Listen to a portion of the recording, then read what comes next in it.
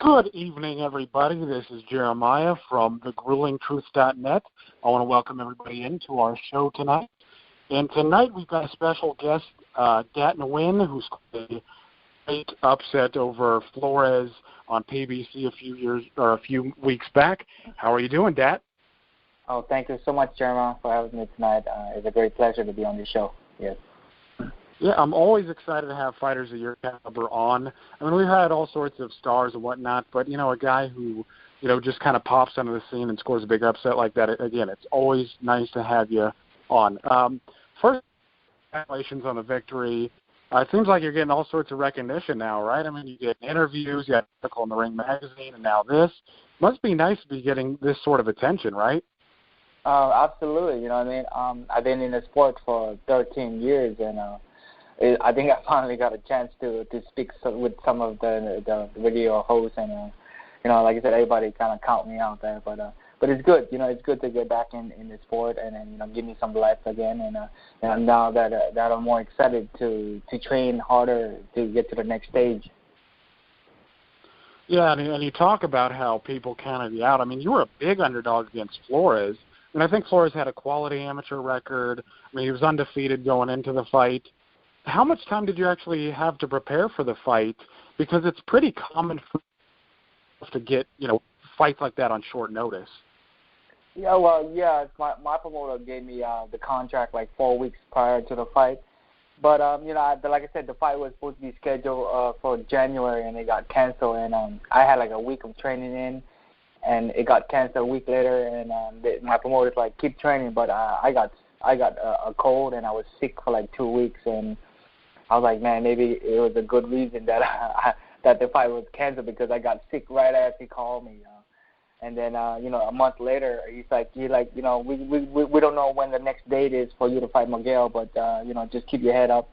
So I was like, waiting on the line to see if the fight's on or not. Because, I mean, I've been doing this for 13 years, and people always tell you got to fight, but, they're always trying to catch you off guard when you're coming in as a B side. So, like I said, I was just high hopes, and I know my promoter's going to make something happen. So, he gave me the contract 4 weeks for the fight, and that's when I started training really hard and picked everything up, and I know if I was on when I got the contract. Oh, yeah, all sorts of shady stuff going on in the sport of boxing. As much as I love it, there's no doubt that, this sort of stuff happens, on a regular basis. But, during the fight, it seemed like you were working with whatever he was giving you. You were throwing a lot of counter shots, especially over the jab. I noticed you liked the right hand over the jab. But it wasn't until, the second round that you really started catching up to him. And it looked like you hurt him at the end of the second round, too, and you kind of jumped on him. Was your game plan going into the fight to come forward and work, or did you just fill him out and then go from there? My game plan was, like I said, I didn't want it to go out there and make it a brawl right away, because I wanted to pace myself a 10 round. In my past, I'd go out there and trying to take the guy out, and that was my downfall, because then, I got tired in the later rounds when you do that. And like I said, I was going to go out there, warm up and break a sweat and figure them out. It's like a chess game. You don't just go out there and give it everything you got, So I was like, you know what, I'm going to figure him out after the first round. And then we go from there on. And I guess after the first round, I was breaking a good sweat. And I got him like I said, I was going to go in there to box, use my boxing skill. But like I said, I had to switch to another gear and close the gap, and it was working out for me. Yeah, no, you did an excellent job. I noticed that you used the left hook a lot, and that seemed to catch him off guard quite a bit, because he liked to stick to the jab, but he didn't seem like a big puncher. I mean, he didn't seem like he was slowing you down much. He went to the body a lot, but, again, you didn't seem to be bothered by it. Was he a heavy puncher? Actually he had really good pop behind his punch. But like I said, I was so used to sparring with bigger guys. I spar with lightweights and welterweight guys, so they hit me a lot harder than that. And I was more defensive minded. I know he was coming into punch to the body a lot, so I kept my hand there and I looked into roll with the punch and counter with that. And I already knew that he was coming in to dig the body, and I'm a body puncher and he's a body punch, so it's just wearing him down eventually, and trying to catch him when he doesn't see it coming. So that was the game plan. Yeah, and I noticed you did a damn good job of getting your elbow down when he was going to the body, which was excellent. But your power actually seems to be underrated. I mean, you only had, 6 knockouts going into the fight, but it looked like he felt everything that you hit him with, and that 3-punch combination you finished him with was beautiful. Is that your best knockout yet? Yes, I gotta say that. I mean, because it's televised on TV, and like I said, I own a gym here in Vero Beach, Florida, and I study up my past, and it's like, why I haven't had any knockout lately? I mean, since 2009, I only had four fights into that recent fight. So 4 fights since 2009. So that basically in 8 years I had 4 fights. So every 2 years I got a fight. So basically, but I look at my past and it's like I have a lot of power. I know I have a lot of power in my punches, but why can't I knock anybody out lately? And I had to rethink about my game plan again.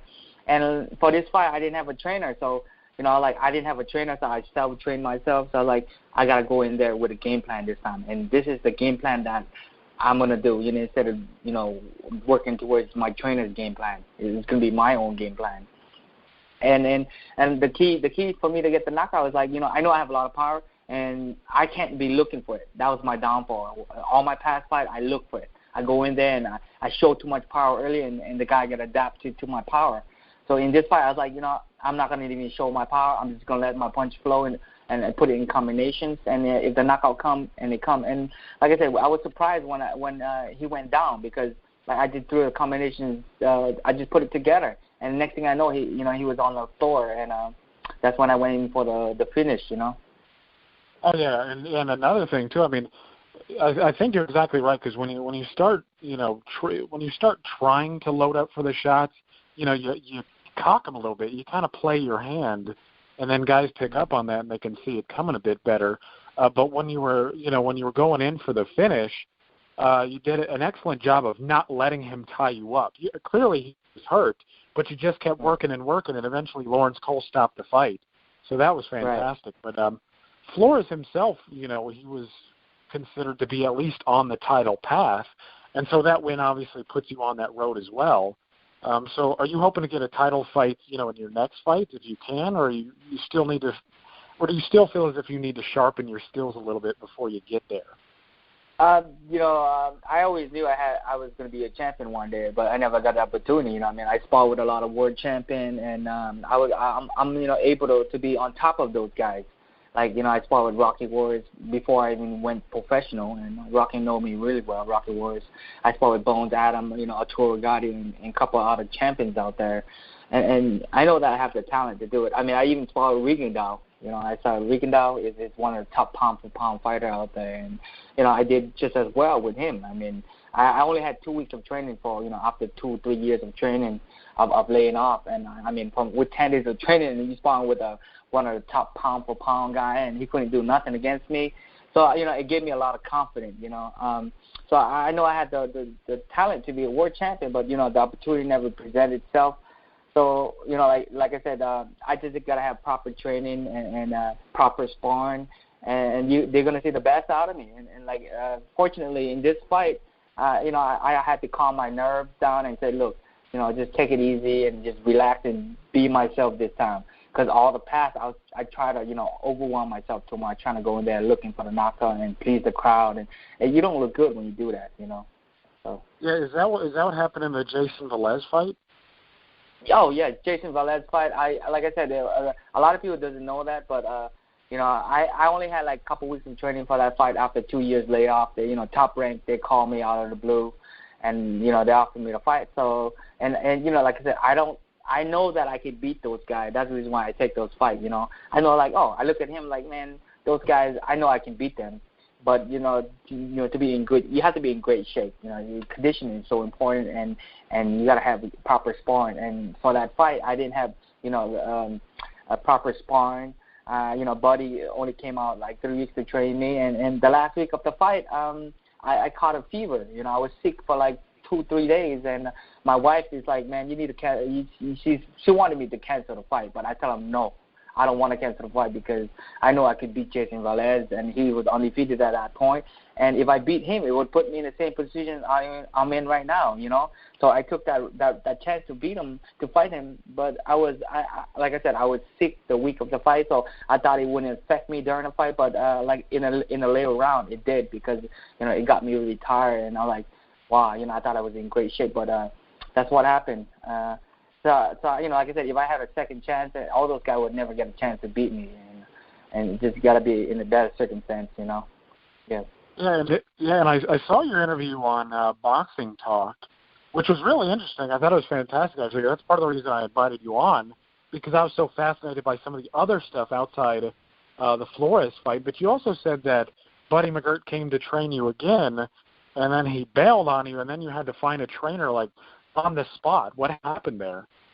Yeah, like I said, Buddy, when I called Buddy for the Jason Velez fight, Buddy, he always has, training fighters out in California and somewhere else. So, when he's back in town, he's like, I'll be back for a couple of weeks. So, Buddy came out and helped me out for like 3 weeks. He watched me hit the bag and, hold some pads for me and, and stuff like that, and watch my sparring. And when Buddy comes in, you gotta, he's going to train you. He's going to push you. So, and everything kind of went downhill because I was doing a diet. I was drinking so much water. A friend of mine told me, like, you need to do the water diet, but I did it the wrong way. And I drank like over a gallon of water a day for like, a couple of weeks. And I wasn't eating enough sodium back and potassium. And so my muscle was cramping up and it was breaking down. My immune system was breaking down. And, a week before that fight with Jason Velez, I got really sick. I got a fever and, couldn't do nothing. And I was just sitting out, Yes. Yeah, that's. I mean, you also said that you had to wrap your own hands, and that the cut man was acting like a fan of Abel Sanchez. Could you tell me a little bit more about that? Because I thought that was pretty funny. Well, this is the case right here, and this guy, his name is Paul, and right, and he came to my gym. He's like, I used to box as an amateur, and maybe I can help you with Buddy. Because, Buddy needs somebody to work the cut and stuff. And, I watch some videos on YouTube, et cetera, so I know how to do it. So stuff like that. So my wife's like, okay, let's give him a try, give him a chance to do it. And he wanted to, it's the first time he ever been in any kind of boxing show, he said he did amateur, but I don't know if that's a fact or not. But, I got to be friends with him. And so he was working my corner. And because Buddy didn't show up for the fight, so he was the cut man. So he got moved. I can't really find a replacement. There was a few people who wanted to, but I didn't trust him. I didn't know them. So I know the guy Paul for a month. So I said, can you be the head guy and do the cut at the same time? And he's like, yeah, I can do that.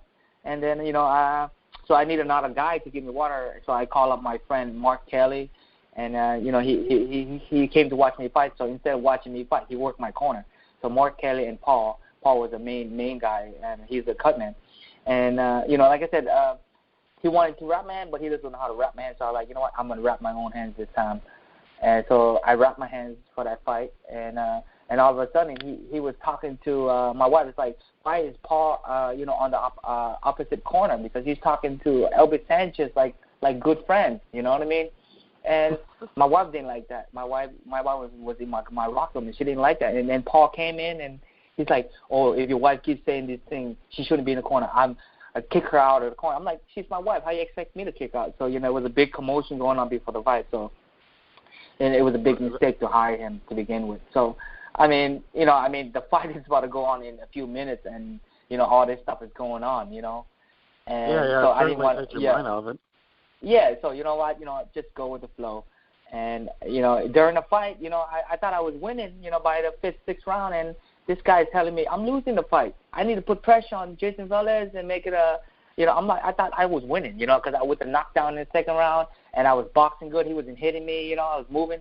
And he's telling me, no, you're fighting this guy wrong. You got to put the pressure on him. You got to, you're losing right now. I'm like, you know what I mean?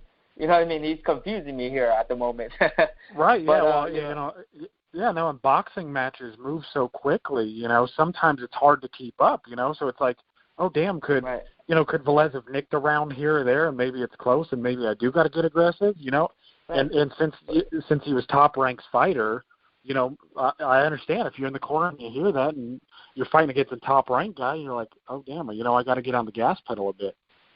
Right. Well, the guy doesn't know anything about boxing. I mean, I find out that he doesn't know anything about boxing. He's just, I gave him the first time ever that he was involved in any kind of boxing thing. So, so afterwards, after the fight, he just took off. And I just never seen him again. And it was like I said, a lesson learned for me too.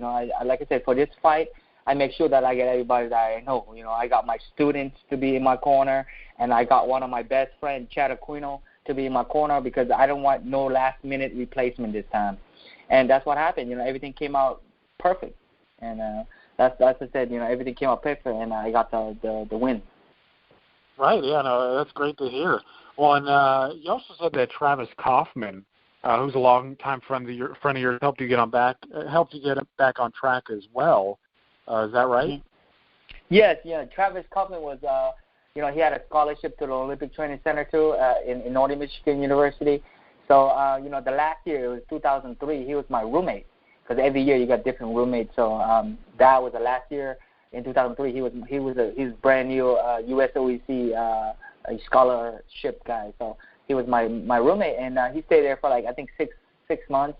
And then he left. He left the program, and I become really good friends with him, and that's how I get to know him and know his dad. Because during that time, his dad had Kermit Cintron, and Kermit Cintron was a world champion, I think, at that point. And that's. Mm-hmm.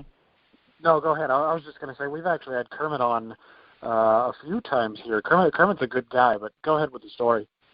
Yeah. So I got to know Travis there, and then when Travis left the Olympic Training Center, I left with him.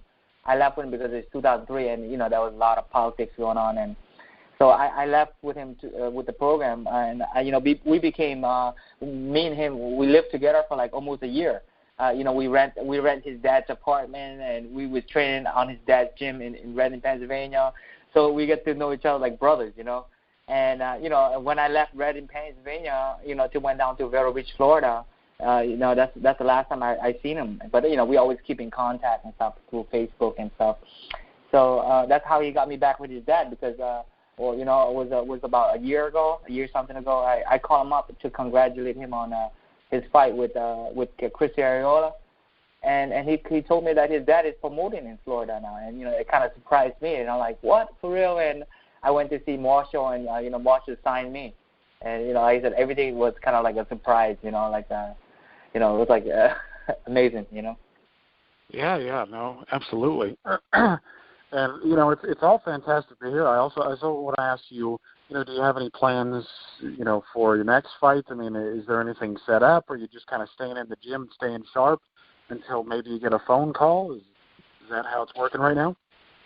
Yes, well, right now, I talked to my promoter Marshall. He's had his son Travis is fighting next week on Bounce TV for the heavyweight eliminator to fight the right to fight Deontay Wilder. So the winner of that's gonna get the right to fight Deontay.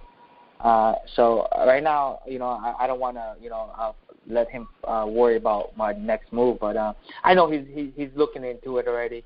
So I'm just waiting, just staying in shape. And, I told my promoter, I'll be ready to fight in 2-3 months. Whenever you're ready, when you just give me the call.